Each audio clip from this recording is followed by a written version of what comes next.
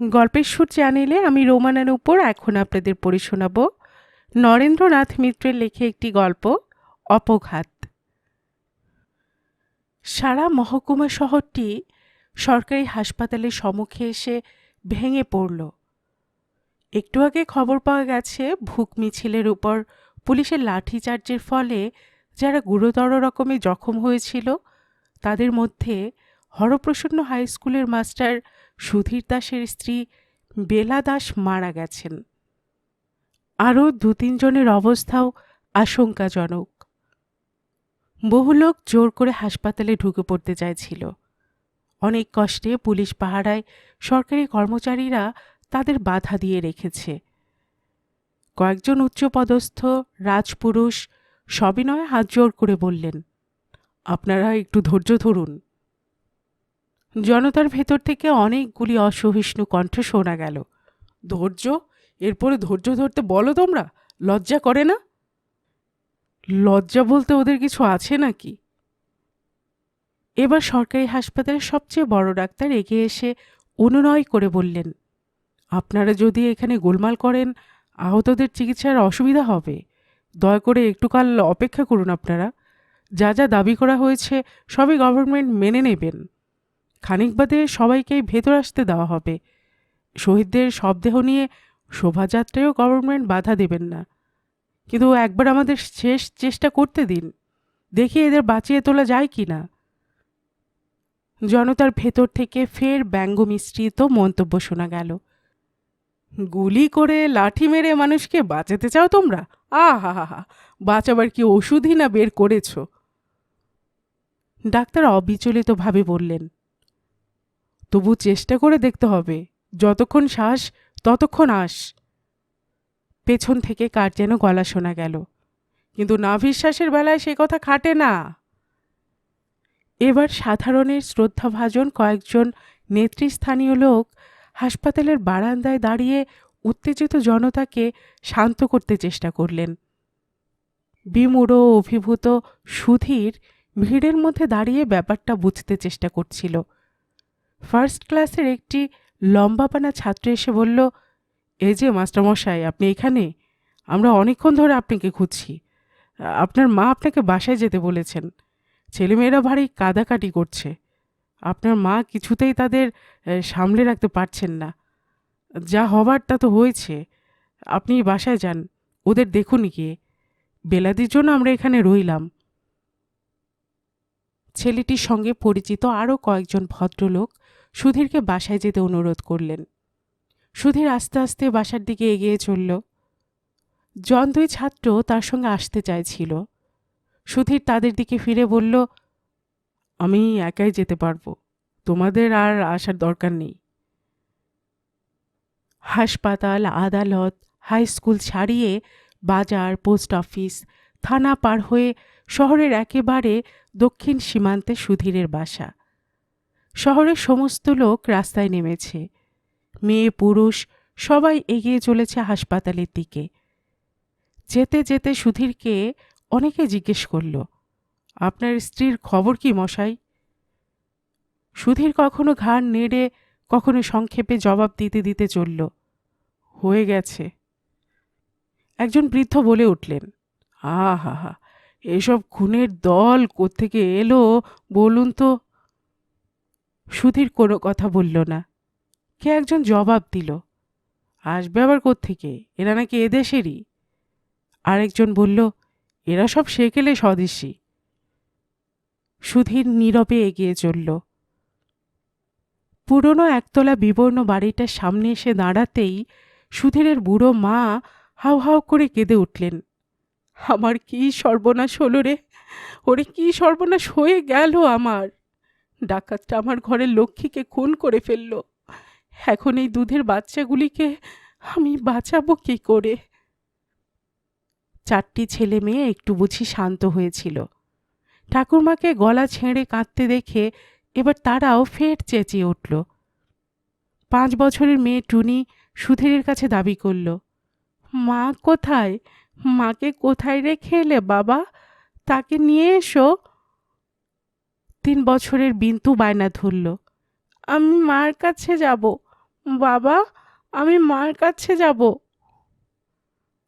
জনক এক প্রতিবেশীর বউ এসে ওদের শান্ত করতে চেষ্টা করল। পাশের বাসার বিনোদ উকিলের মা বিন্দুবাসিনী সুধীরের মাকে বললেন, আপনি নিজেই যদি এমন অস্থির হয়ে পড়েন দিদি, ওদের সামলাবি কে? যান, ছেলে এসেছে, এবার সবাইকে নিয়ে ঘরে যান। সুধীরের মা সৌদামিনী ফের কেঁদে উঠলেন। ঘর কোথায় দিদি? কোন মুখে আর গিয়ে উঠবো সেখানে? সর্বনাশী যে আমার সমস্ত ঘর সংসার জ্বালিয়ে দিয়ে গেল। কি দরকার ছিল, কি দুঃখ ছিল তোর? রোজগেরে স্বামী, সোনার চাঁদ সব ছেলে মেয়ে, এদের ফেলে কেন তুই রাস্তায় বেরোলি? মেরেছে, বেশ করেছে। এমন দস্যি বউকে মারবে না? ছেড়ে দেবে তারা? যে বউ ঘর ছেড়ে স্বদেশী করতে বেরোয়, সে আবার বউ? খুন করেছে, বেশ করেছে, আমি খুশি হয়েছি। বিন্দুবাসিনী বললেন, আহ দিদি, থামুন থামুন তো, পাগল হয়ে গেলেন নাকি আপনি? সৌদামিনী এ কথার কোনো জবাব না দিয়ে সুধীরের দিকে তাকিয়ে বললেন, সব দোষ ওর, সব আমার এই কপালের দোষ, সব আমার ওই মিনিমুখ হারামজাদার দোষ। ও কি পুরুষ? ও যদি পুরুষ হতো তাহলে কি ওর ঘরের বউ এমন করে মিছিলে বেরোয়? তাহলে কি ওর ঘরের বউকে পরে এসে লাঠি মারতে পারে? সুধীর এগিয়ে এসে মার হাত ধরল, তারপর বিরক্ত ভঙ্গিতে বলল, এখানে আর নয়, চলো ঘরে চলো মা। সৌদামিনী বললেন, না, যাব না, আমি আর ও ঘরে যাব না। নিজের বউকে ঘরে বেঁধে রাখতে পারলি নে, আর আমাকে তুই ঘর দেখাচ্ছিস? আমি কোন মুখে ঘরে যাব? আমি তোকে গোড়া থেকে বলিনি? পই পই করে নিষেধ করিনি? সুধীর, বল লাগাম অমন করে ছেড়ে দিসনি? আমি তোকে বারবার সাবধান করে দেইনি সর্বনাশী একটা কিছু ঘটাবে? অপঘাত মৃত্যুই টানছে সর্বনাশীকে। যারা একবার অপঘাতে মরবার চেষ্টা করে, মরতে মরতে তারা অপঘাতেই মরে। গলায় দড়ি তাদের পেছনে পেছনে ঘুরে বেড়ায়, আমি বলিনি তোকে? আমার কথা তো তুই শুনলি নে। প্রতিবেশীরা এ ওর মুখ চাওয়াচাওয়ি করল। সুধীরের আর সহ্য হলো না, জোর করে মাকে ধরে ভেতরে নিয়ে গেল। ছেলেমেয়েরা গেল পেছনে পেছনে। ওদের দিকে না তাকিয়ে নিজের ঘরে গিয়ে ঢুকল সুধীর। বেলার নিজের হাতে সুন্দর করে গোছানো ঘর ঠিক তেমনি করে গোছানো রয়েছে। দুরন্ত ছেলেমেয়েগুলি পর্যন্ত আজ কোনো কিছু ধরে টানাটানি করতে সাহস করেনি। দড়ির আলনায় বেলার খান্দুই পুরনো শাড়ি ঝুলানো রয়েছে, তার নিচে ছোট র্যাকটিতে সুধীরের বইপত্র গোছানো। বইগুলো শুধু সুধীরের নয়, অবসর সময়ে আজকাল বেলাও নিয়ে পড়ত। ঘরের 3 দেওয়ালে 2টি করে তাক। পত্রিক আলমারিটা দুর্ভিক্ষের বারে বিক্রি করে দিয়েছিল সুধীর, তারপর আর কিনতে পারেনি। খোলা তাকগুলিকে দিয়েই আলমারির কাজ চালাতে চালাতে কত দিন কত বকবক করেছে বেলা, কিন্তু কোনো জিনিসই অগোছালো রাখেনি। গোটা 5 আচারের বয়ম, ডজনখানে কাঁচের গ্লাস, জলের কুজো, বাড়ির কোনো অতিথি অভ্যাগত এলে তাদের জন্য রঙিন প্লাস্টিকের একটু শৌখিন ধরনের কিছু চায়ের কাপ, ডিশ, সংসারের আরও অসংখ্য টুকিটাকি জিনিস নিজের হাতে সযত্নে গুছিয়ে রেখে গেছে বেলা।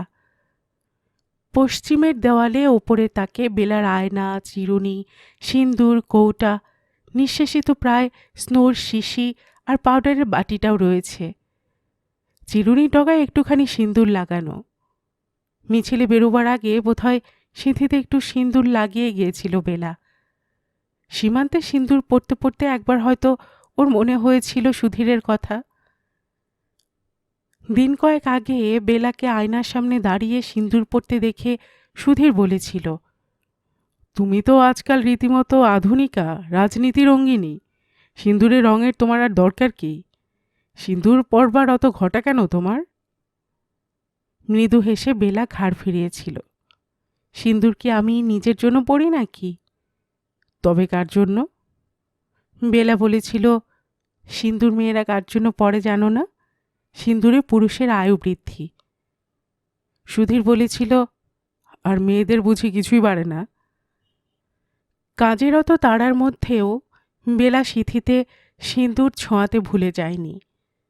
সুধীরের ভাবতে ভালো লাগলো, সব ঠিক তেমনি আছে। ঘরের চেহারার কোনো কিছুরই বদল হয়নি।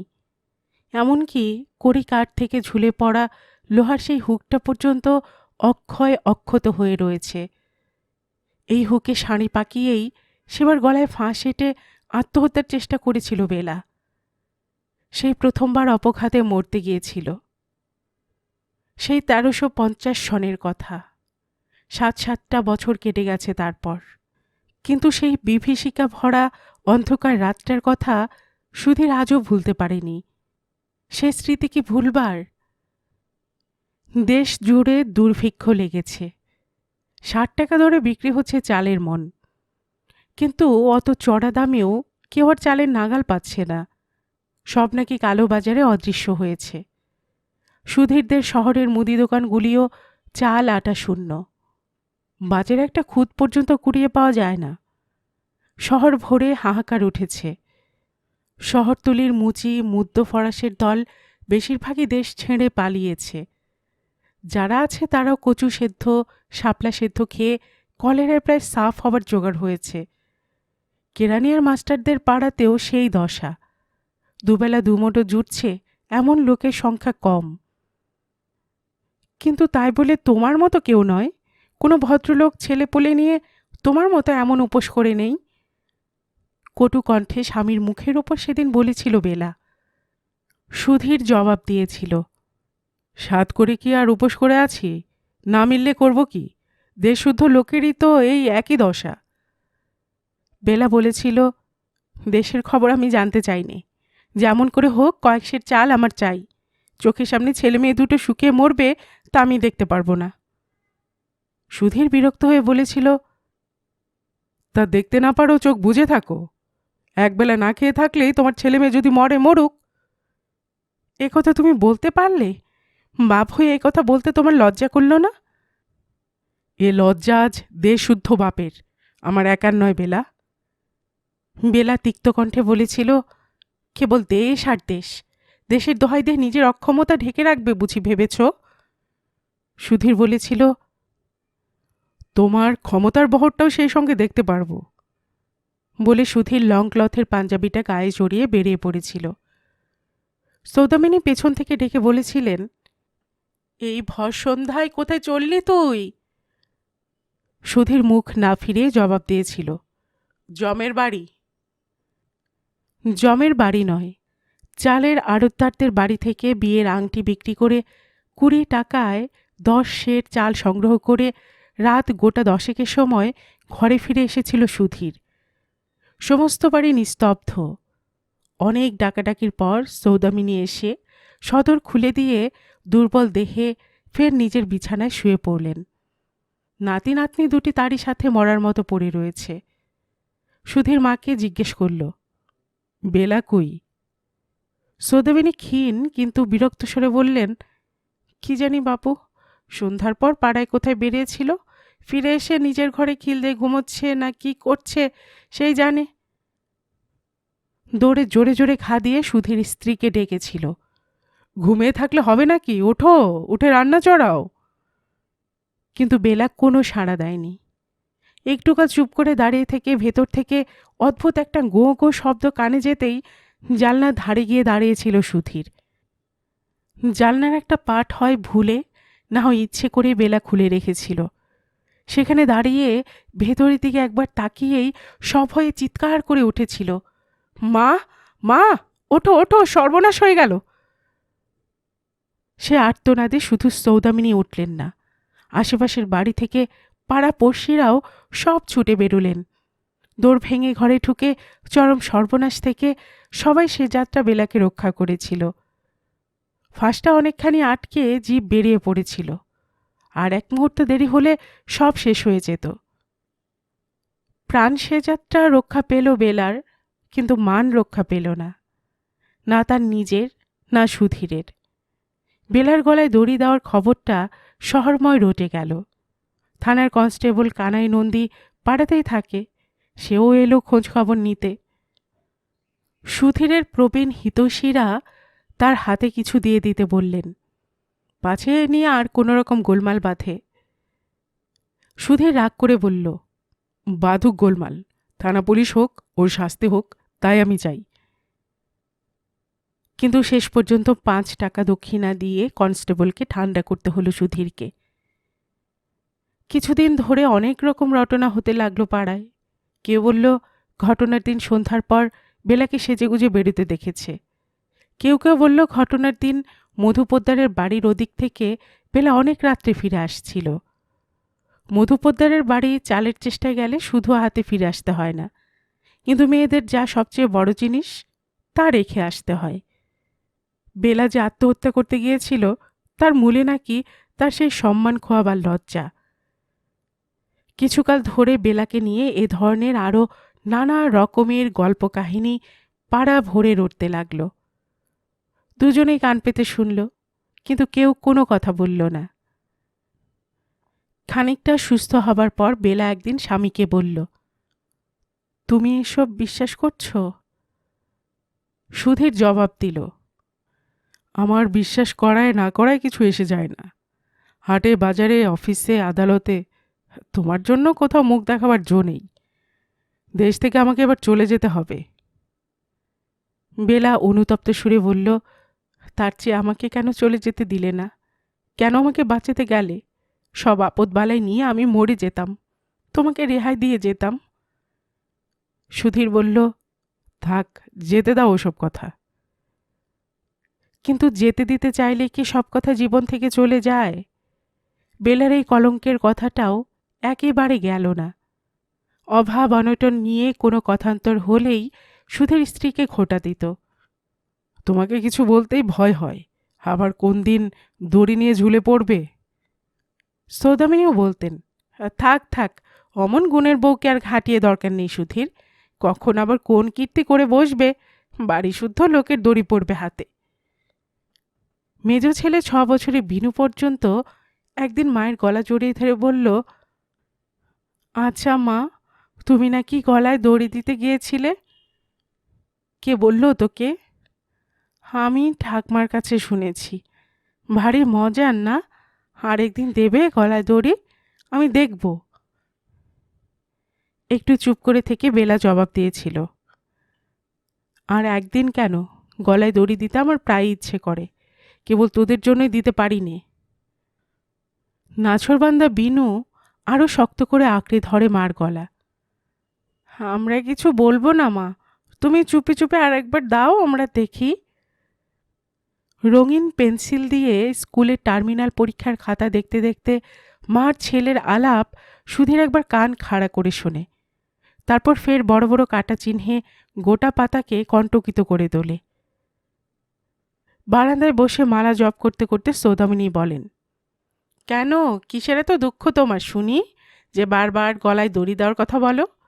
দড়ির ভয় দেখাও, ওই দড়িতেই তোমাকে টানছে, তা আমি বলে দিলাম, ওই দড়িতেই তুমি যাবে। বেলা ঠোঁটে ঠোঁট চেপে চুপ করে থাকে, কোনো জবাব দেয় না। পাড়ার বিনোদ উকিলের বাড়িতে দুপুরের পর মাঝে মাঝে তাসের আসর বসত। মোক্তার ডাক্তারের স্ত্রীরা গিয়ে জড়ো হতো বিনোদবাবুর স্ত্রী মন্দাকিনীর বৈঠকে। 50 টাকা মাইনের মাস্টারের স্ত্রী বলে সে আসরে বেলার তেমন মর্যাদা ছিল না। কিন্তু তাসে সবচেয়ে ভালো হাত ছিল বলে শশী মোক্তারের স্ত্রী সুরবালা, শ্রীপতি ডাক্তারের স্ত্রী সুহাস সবাই বেলাকে পার্টনার হওয়ার জন্য টানাটানি করত। বাড়ির খোটার গঞ্জনার হাত থেকে রেহাই পাওয়ার জন্য বড় ছেলেকে মেয়েদের প্রাইমারি স্কুলে পাঠিয়ে ছোটদের শাশুড়ির কাছে ঘুম পাড়িয়ে রেখে ফের একদিন বেলা গিয়ে হাজির হলো তাসের আসরে। অনেকদিন বাদে বেলাকে দেখে সকলে খুব আদর আপ্যায়ন করল, 2-1 হাত তাসও জমল বেশ। তারপরেই সবাই মিলে সেদিনের ঘটনা সম্বন্ধে কৌতূহল প্রকাশ করতে শুরু করল। মন্দা বলল, আচ্ছা ভাই, সত্যি সত্যি ব্যাপারটা কি খুলে বলো তো, তুমি কেন ও কাজ করতে গেলে? তোমার এমন সোনার সংসার, সোনার চাঁদ, সব ছেলে মেয়ে, কিসের দুঃখ ছিল তোমার? সুধীরবাবুর মতো তো অমন মানুষ আজকাল দেখা যায় না। দোষের মধ্যে ভদ্রলোকের রোজগার একটু কম। ডাক্তারের স্ত্রী সুহাস বলল, তা পুরুষের রোজগার একটু কম হওয়া মন্দ নয় ভাই, তেজটাও কম থাকে। কম রোজগারে স্বামীর ঘর করার অনেক রকম সুবিধাও আছে। মন্দা হেসে বলল, কিন্তু সবচেয়ে বড় অসুবিধা, সেসব স্বামীরা খালি হাতে আদর করে, স্যাকরার দোকান পর্যন্ত তাদের হাত পৌঁছয় না। তোমার এই নতুন নেকলেসটা ক ভরির ভাই? ভরি 5 তো হবেই। সুহাস গম্ভীর মুখে বলল, 6.25 ভরির। পাছে দুই বন্ধুর মধ্যে হাসি পরিহাসের ভেতর দিয়ে ঝগড়া শুরু হয়ে যায়, সেই ভয়ে শশী মুক্তারের স্ত্রী সুরবালা ফের বেলার প্রসঙ্গ তুলল। আচ্ছা ভাই, পোদ্দার বুড়ো কি বলেছিল তোমাকে? উনি বললেন, সুধীরবাবু নিহাতি ঠান্ডা মানুষ, তাই আর কেউ হলে সহ্য করত না। বুড়োকে হিড় করে টানতে টানতে কোর্টে নিয়ে গিয়ে হাজির করত। সুহাস বলল, তাতে ভাই তোমার আর মন্দার উনির পকেট ভারী হতো, কিন্তু বেলার কি মান বাঁচত? মেয়েদের মান গেলে আর কি থাকে ভাই? সুরবালা বেলার দিকে চেয়ে বলল, তুমি কি সেই মানের ভয়েই? বেলা সুরবালার দিকে তাকিয়ে এক মুহূর্ত চুপ করে রইল। তারপর পরম শান্ত ভঙ্গিতে বলল, না সুরদিদি, গরিব মেয়ে মানুষের মান সম্মানের ভয়টা বড় হয় না, তার চেয়ে প্রাণের ভয়টাই বেশি। 2 দিন বাদে না খেতে পেয়ে ছেলে মেয়ে নিয়ে শুকিয়ে মরব, সেই ভয়ে আমি মরতে গিয়েছিলাম, আর কিছুর জন্য নয়। বলে বেলা হাতের তাস ফেলে উঠে দাঁড়ালো। বেলার কথা বলবার ভঙ্গিটাই শান্ত, ভাবার ভাষায় অন্তর্জ্বালা বড় বেশি। বেলা ঘর থেকে বারান্দায় নামতেই মন্দার গলা তার কানে গিয়েছিল। কথায় বলে, ডেও পিঁপড়ের বিষ বেশি, এ হলো তাই। সুরবালা বলেছিল, যা বলেছ, যে কাণ্ড করেছে তাতে কোথায় মাথা নিচু করে থাকবে তা নয়, আবার মুখ তুলে কথা বলে। আমরা হলে তো ভাই মুখ দেখাতে পারতাম না। উনি সেদিন বলছিলেন, এসব কেসে জেল পর্যন্ত হয়ে যায়, পাড়ার লোকেরা সব ভদ্রলোক, তাই না হলে এতদিন গারদে বসে ঘানি ঘোরাতে হতো। সুহাস কি বলে তা শুনবার জন্য বেলা আর দাঁড়ায়নি, কিন্তু 2-4 পা এগোতেই পেছন থেকে আরেকটি মেয়ের গলা ওর কানে গিয়েছিল। বেলাদি, শুনুন। লম্বা কালো মতো চশমা পরা 19-20 বছরের একটি মেয়ে এতক্ষণ মন্দাদের ঘরে একটু দূরে বসে কি একটা মাসিক কাগজের পাতা উল্টাচ্ছিল, কারো সঙ্গে কোনো আলাপ করেনি। বেলা জিজ্ঞেস করে জেনেছিল মেয়েটি সুহাসের বোনঝি, কলকাতার কোনো একটা কলেজে সকালে পড়ে, দুপুরবেলায় আবার নাকি একটা অফিসে টাইপিস্টের কাজও করে, ছুটিতে মাসির কাছে এসেছে। শুনে কৌতূহলী হয়ে বারবার মেয়েটির দিকে তাকিয়েছিল বেলা, কিন্তু মেয়েটি আলাপ করবার কোনো আগ্রহ দেখায়নি, হাতের বই থেকে চোখও তোলেনি। কলেজে পড়া দেমাকি মেয়ে ভেবে মনে মনে তার সম্বন্ধে একটা বিদ্বেষের ভাবি এসেছিল বেলার। এখন তার মুখে স্নিগ্ধ বেলাদি ডাক শুনে অবাক হয়ে ফিরে তাকালো বেলা। মেয়েটি বলল, আপনার বাসা কত দূরে? কাছেই। চলুন আপনাকে এগিয়ে দিয়ে আসি। ওরা এত গোলমাল করছিলেন যে আপনার সঙ্গে আলাপই করতে পারিনি। চলুন, যেতে যেতে কথা বলবো। কি কথা বলবে তা গোড়া থেকে টের পেয়েছে বেলা। এও নিশ্চয়ই জিজ্ঞেস করবে পোদ্দার বুড়ো তার সঙ্গে কি রসালাপ করেছিল, কেবল কি হাতি টেনে ধরেছিল না আরও খানিকটা এগিয়েছিল। কলেজে পড়া মেয়ে হোক আর ঘর সংসার করা মেয়ে হোক, এই কৌতূহল যে সকলেরই মজ্জাগত তা বেলার জানতে বাকি নেই। তাই বেলা প্রথমটা বেশি আমল দিতে চায়নি মেয়েটিকে, বিরস মুখে বলেছিল, কি কথা বলবেন?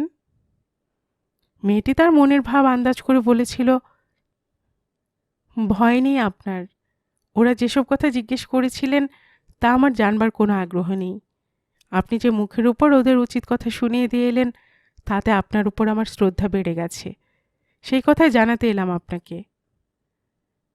যদিও পড়ুয়া মেয়ের মতো খানিকটা ছাপানো বইয়ের ভাষায় কথা বলে, তবু ওর ব্যবহারটুকু ভারী ভালো লাগলো বেলার।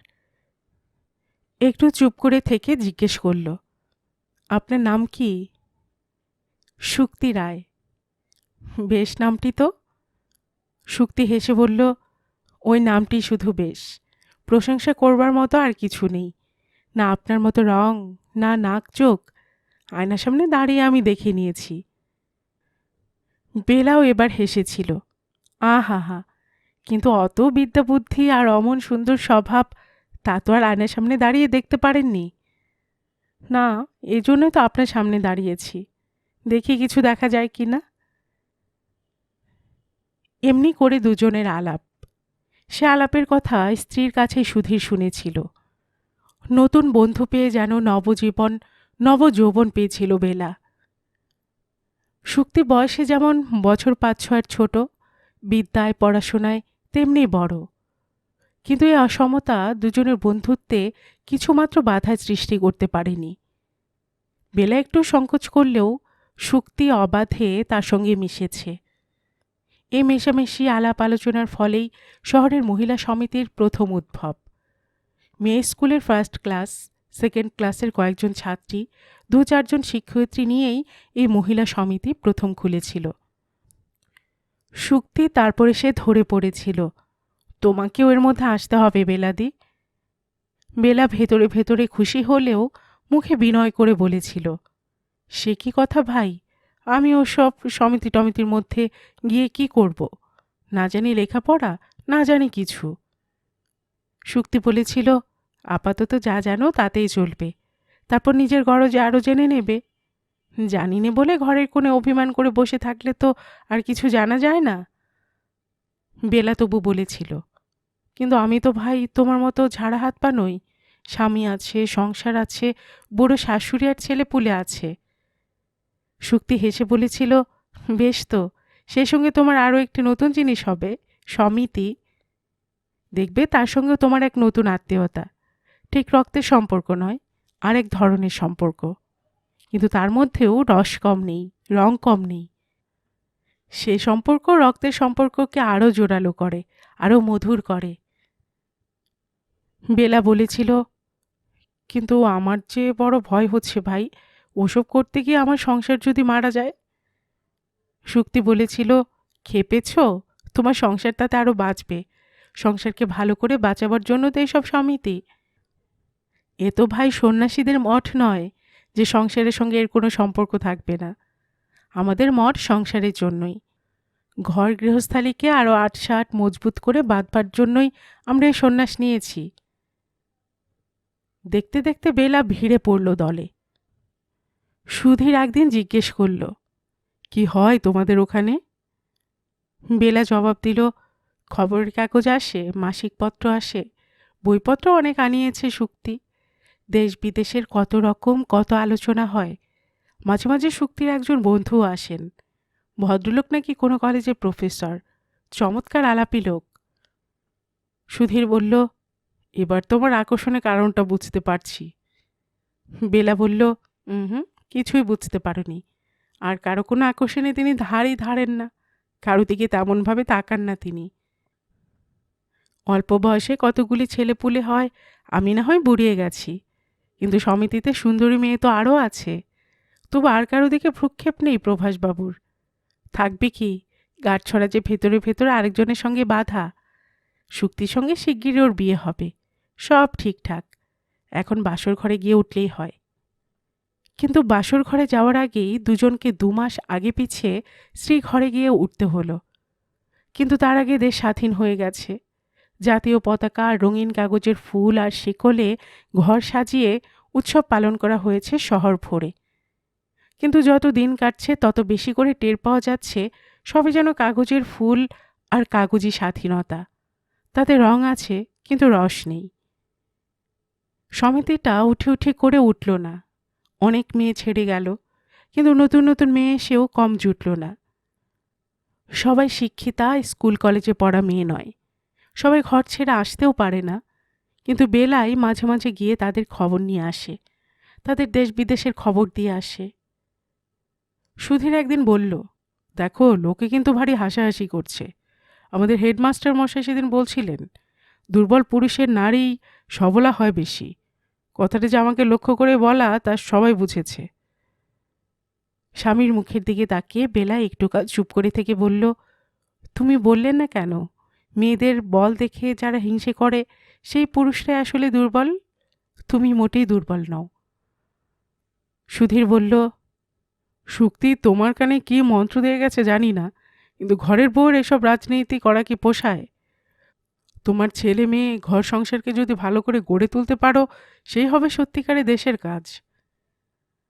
বেলা বলল, তা জানি, কিন্তু নিজের ঘরকেও কি একা একা গড়ে তোলা যায়?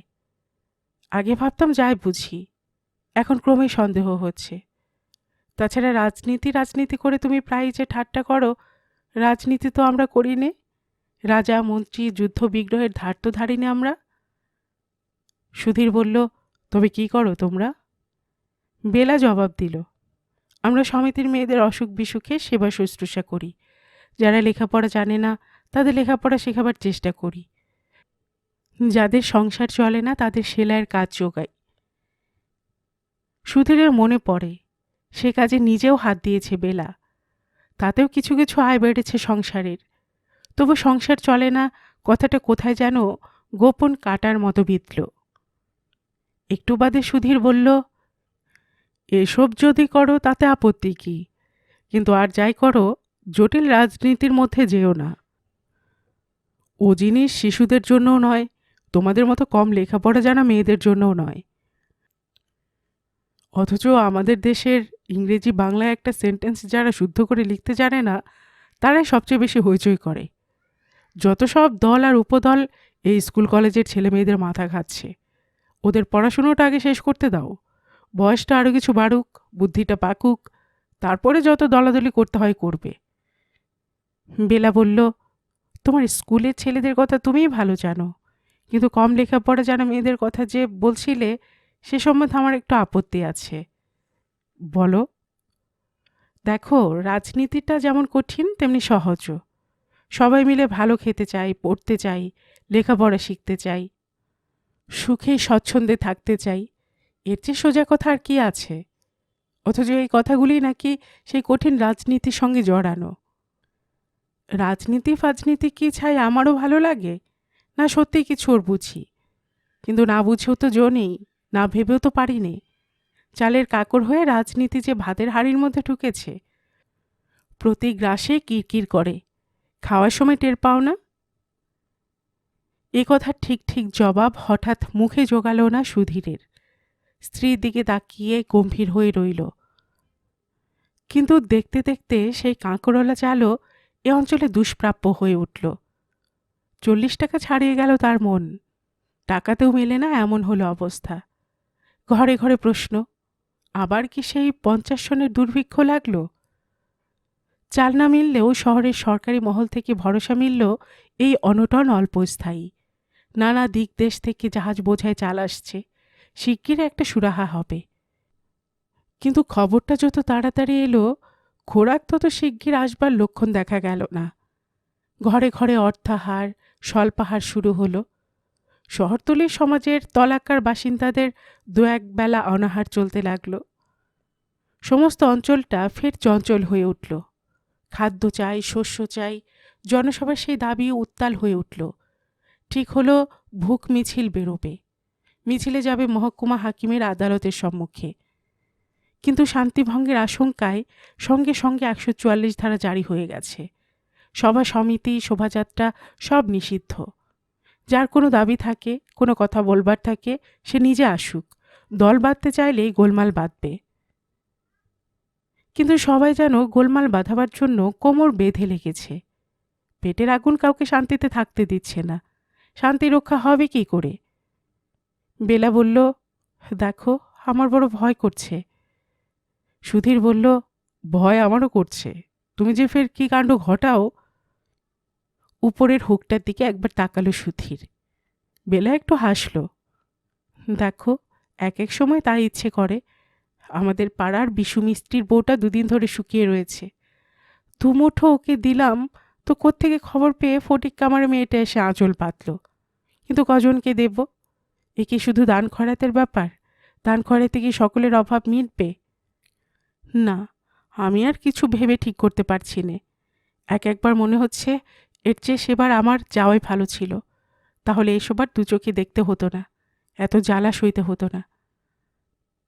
সুধীর অবশ্য আধমন চালের ব্যবস্থা এর মধ্যে করে এসেছে, কিন্তু বেলা যে জ্বালার কথা বলেছে তা তো শুধু তার নিজের আর ছেলেপুলিদের পেটের জ্বালা নয়, সে জ্বালা মিটায় সাধ্য কি সুধীরের? 2 দিন বাদে মিছিল বেরুলো রাস্তায়। সেই শোভাযাত্রা সুধীরদের ঘরের সম্মুখ দিয়ে এগিয়ে এলো। বেলা বলল, তুমি একটুকাল বসো, আমি দেখে আসি। আমাদের সমিতির মেয়েরাও সব বেরিয়েছে। সুধীর বলল, ওরা বেরিয়েছে বেরোক, কিন্তু তুমি কোলের এসব বাচ্চা কাচ্চা ফেলে কোথায় যাবে?